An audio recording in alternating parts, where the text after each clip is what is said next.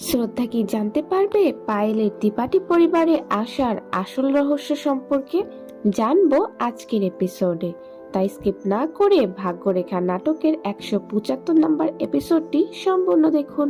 এপিসোডের শুরুতে আমরা দেখতে পাবো অভয়ের মা পায়েল এবং তার মাকে ডাকছিল কোথাও একটি যাওয়ার জন্য।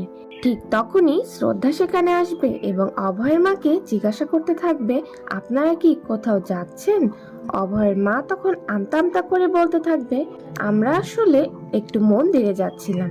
এটি শুনে শ্রদ্ধা তখন আর কিছু না বলে বলতে থাকবে, ও আচ্ছা, আমি একটু ডক্টরের কাছে যাব। অভয়ের মাও তখন বলবে, আচ্ছা যাও যাও, তাহলে আমরাও একটু বের হব, আমাদের তাড়া রয়েছে। এটি বলে অভয়ের মা পায়েল এবং পায়েলের মা বের হয়ে যায়। পরবর্তীতে শ্রদ্ধাও বের হয়ে যায়। পরবর্তী দৃশ্যে আমরা শ্রদ্ধা এবং ডক্টরকে একসাথে দেখব, যেখানে শ্রদ্ধা ডক্টরকে জিজ্ঞাসা করছে যে ডক্টর, কোনো সমস্যা নেই তো? ডক্টর তখন বলে যে শ্রদ্ধা, সমস্যা তো আছেই, তোমার মা হওয়ার সম্ভাবনা নাও বরাবরেরই, কিন্তু অনেকগুলো টেস্ট করানো হয়েছে, সেগুলো রিপোর্ট আসলে জানতে পারবো যে আসলে কোনো রকম সম্ভাবনা আছে কিনা। তুমি কোনো চিন্তা করো না, ঠিক আছে? এটি শুনে শ্রদ্ধা তখন আর কোনো কথা না বলে মন খারাপ করেই চলে যেতে থাকবে। তখনই তার মনে পড়বে যে অভয়কেও একবার জানিয়ে দেওয়া উচিত। এটি মনে করে যখন ব্যাগ থেকে ফোন বের করতে যাবে, তখনই দেখতে পাবে যে ফোনটি আসলে চেম্বারেই রেখে এসেছে। আর সেজন্য আবারও ফোন আনতে চেম্বারে গেলেই দেখতে পাবে যে অভয়ের মা পায়েল এবং তার মা এসেছে ডক্টরের কাছে পায়েলের চেক আপ করানোর জন্য। অভয় মা বলছে যে ডক্টর, কোনো সমস্যা নেই তো? ডক্টর তখন পায়েলকে দেখে বলবে যে কোনো সমস্যা নেই, পায়েল মা হওয়ার জন্য সম্পূর্ণ সুস্থ।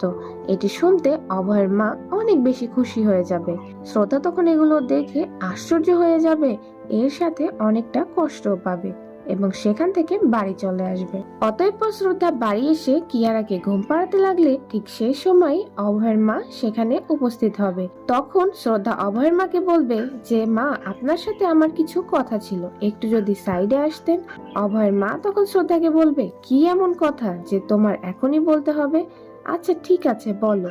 এটি বলে শ্রদ্ধার সাথে সাইডে গেলে শ্রদ্ধা তখন অভয়ের মাকে জিজ্ঞাসা করবে যে আপনি পায়েলকে নিয়ে ডক্টরের কাছে কেন গিয়েছিলেন? শ্রদ্ধার মা তখন এই কথা শুনে উল্টো শ্রদ্ধার ওপরই রাগান্বিত হয়ে শ্রদ্ধাকে বলতে থাকবে যে আমি যেখানে ইচ্ছা সেখানে যাই, তোমাকে কৈফিয়ত দেওয়ার তুমি কে?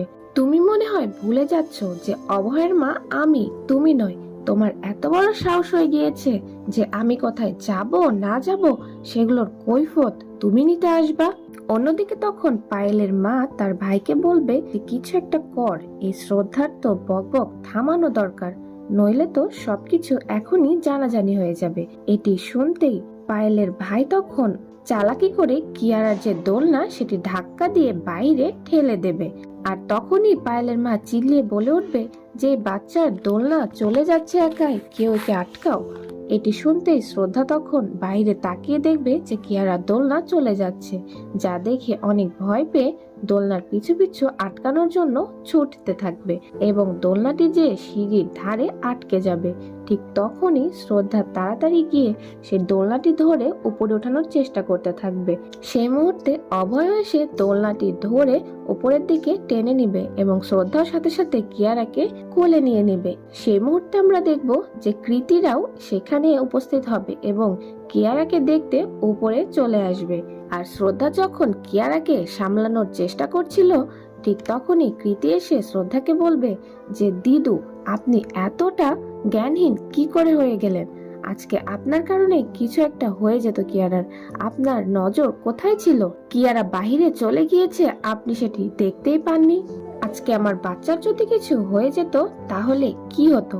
এটি শুনতেই শ্রদ্ধা তখন জবাবে কৃতিকে বলবে যে কৃতি, আমি সবসময় কিয়ারার সাথেই ছিলাম, কিন্তু কিভাবে এটি হলো আমি আসলেও বুঝতে পারছি না। কৃতি তখন শ্রদ্ধাকে থামিয়ে দিয়ে বলতে থাকবে যে আপনি চুপ করুন দিদু, আমি এটি খুব ভালোভাবে বুঝতে পারছি। আসলে আপনার তো কোনো বাচ্চা হবে না, এ কারণেই বাচ্চার মায়ের কষ্ট আপনি কি করে বুঝবেন? এটি বলে কিয়ারাকে শ্রদ্ধার কোল থেকে জোর করে নিয়ে নিবে, যা দেখে অভয় অনেক রাগান্বিত হয়ে কৃতিকে বলবে, চুপ করো কৃতি, শ্রদ্ধাই ছিল যে তোমার বাচ্চার দোলনাটি আটকে রেখেছিল, আর তুমি তাকেই যা খুশি তাই বলে যাচ্ছ। যা শুনে বরুণ তখন শ্রদ্ধার পক্ষ নিয়ে বলবে, এ ধরনের কথা বলো না কৃতি। শ্রদ্ধা থাকাকালীন আমাদের বাচ্চার কোনো ক্ষতি কখনোই হবে না। এটি শুনে কৃতিও তখন রাগান্বিত হয়ে বলবে যে হ্যাঁ, এখন তো তুমি ওকালতি করবেই শ্রদ্ধার, কিন্তু এখানে দিদুরই দোষ ছিল। শ্রদ্ধা তখন সকলকে থামিয়ে দিয়ে বলতে থাকবে যে আসলে ভুল আমারই দেখা উচিত ছিল কিয়ারাকে। পিসিমণিও তখন সকলকে শান্ত করার জন্য বলবে যে আত্মীয়দের বাসায় একটি অনুষ্ঠানের জন্য যেতে হবে আমাদের, তোমরা কি সেটা ভুলে গিয়েছো? আর হ্যাঁ, শুধুমাত্র পরিবারের লোকজনদেরকেই যেতে বলেছে, বাহিরের কেউ কিন্তু অ্যালাউ নেই। এটি শুনতেই পায়েলের মুখ তো অনেক বেশি আপসেট হয়ে যায়। পরবর্তী দৃশ্যে আমরা দেখতে পারবো অভয় অনেক বেশি রাগান্বিত আছে। বরুণ তখন অভয়কে জিজ্ঞাসা করবে যে কি হয়েছে অভয়, এত রাগ করে আছিস কেন? খামোখা শ্রদ্ধার সাথে ঝগড়া করলি, ঠিক আছে এটা কোনো ব্যাপার না। অভয় তখন বলবে যে জানি না শ্রদ্ধার কি হয়েছে, দেখ তো এই অনুষ্ঠানেও আসলো না, আমি একাই যাচ্ছি। বরুণ তখন বলবে যে হয়তো ওর ভালো লাগছিল না, তুই বাড়ি গিয়ে ওকে রাজি করিয়ে নিস। এগুলো নিয়ে আর আপসেট থাকার দরকার নেই। আসলে অভয়, বরুণ, কৃতি এবং পিসিমণি তারা যাচ্ছিল, তবে শ্রদ্ধা সে অনুষ্ঠানে যাচ্ছিল না। এ কারণে অভয় একটু আপসেট ছিল।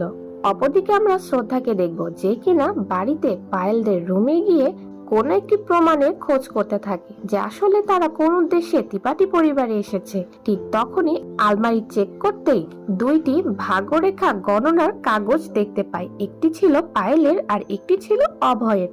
এটি দেখে তো অনেক বেশি আশ্চর্য হয়ে যাবে শ্রদ্ধা, কেননা সেখানে অভয়ের ছবি ছিল। আর এর সাথে শ্রদ্ধা বুঝতে পারে যে আসলে পায়েল কোন মতলবে এই বাড়িতে এসেছে।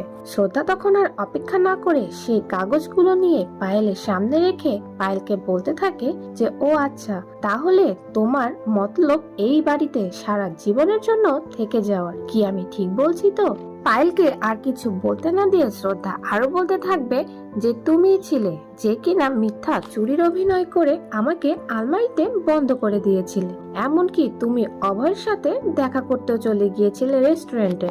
পায়েল তখন সেগুলো অস্বীকার করলে সেই সকল কথা অস্বীকার করলে শ্রদ্ধা আবারও পায়েলকে থামিয়ে দিয়ে বলতে থাকবে যে আজ পর্যন্ত কোনোদিনও এই বাড়িতে রান্নাঘরে আগুন ধরেনি। আমি 5 মিনিটের জন্য ডক্টরকে ডাকতে কোথায় গিয়েছিলাম আর ঠিক তখনই আগুন ধরে গেল। তোমার নিজের স্বার্থ হাসিলের জন্য তুমি মাম্মিজিরও জীবন ঝুঁকিতে ফেলে দিয়েছিলে। যখন এ বাড়িতে আসার পরপরই তুমি আমাকে সবকিছু বলে দিয়েছিলে, তাহলে পরবর্তীতে কেন বলেছিলে যে তুমি আমার সাথে মজা করছিলে? পায়েল তখন এ কথা শুনে শ্রদ্ধাকে বলবে যে তুমি তো অনেক বেশি বোকা, প্রথম থেকে যা হচ্ছে তুমি কি কিছুই বুঝতে পারছো না? তোমার আশেপাশে কি হচ্ছে তুমি কি কিছুই বুঝতে পারছো না? আমি যে করে হোক অভয়ের মন থেকে তোমাকে মুছে ফেলবো এবং অভয়ের স্ত্রী আমি হব, দেখি তুমি কি করতে পারো।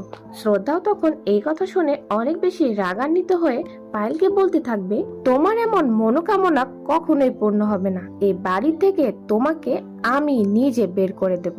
এটি বলেই পায়েলের হাত ধরে তাকে টানতে টানতে বাহিরে নিয়ে যেতে লাগলে ঠিক তখনই পেছন থেকে পায়েলের মা এসে শ্রদ্ধার মাথায় মেরে দেবে এবং শ্রদ্ধা সেখানে অজ্ঞান হয়ে যাবে।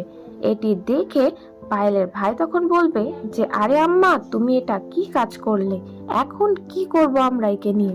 অন্যদিকে আমরা ত্রিপাঠী পরিবারকে দেখব যারা কিনা অনুষ্ঠান শেষ করে বাড়িতে এসে গিয়েছে এবং বাড়িতে এসেই তারা দেখতে পাবে যে পায়েল এবং পায়েলের মা দরজার সামনে দাঁড়িয়ে রয়েছে। ঠিক তখনই আমরা কিছুক্ষণ আগের সিন দেখব যেখানে শ্রদ্ধাকে পায়েলের মা কোথায় একটি সরানোর ব্যবস্থা করতে বলছে। পায়েলের ভাই তখন তাদেরকে বলবে আমার কাছে একটি ভালো আইডিয়া আছে। এটি বলে শ্রদ্ধাকে টানতে টানতে ঘরের ভেতরে নিয়ে যাবে কিছু একটা করার জন্য। পায়েল এবং পায়েলের মা মিলে মেঝেতে পড়ে থাকা সকল রক্ত মুছে পরিষ্কার করে ফেলবে। তো বন্ধুরা, তাহলে কি হতে চলেছে পরবর্তী দৃশ্যে? শ্রদ্ধা কি পায়েল এবং তাদের ফ্যামিলি চক্রান্ত থেকে বেঁচে ফিরতে পারবে? জানতে পারবো পরবর্তী এপিসোডে। আর পরবর্তী এপিসোডটি সবার আগে পেতে অবশ্যই একটি সাবস্ক্রাইব করে রাখুন আমাদের চ্যানেলে।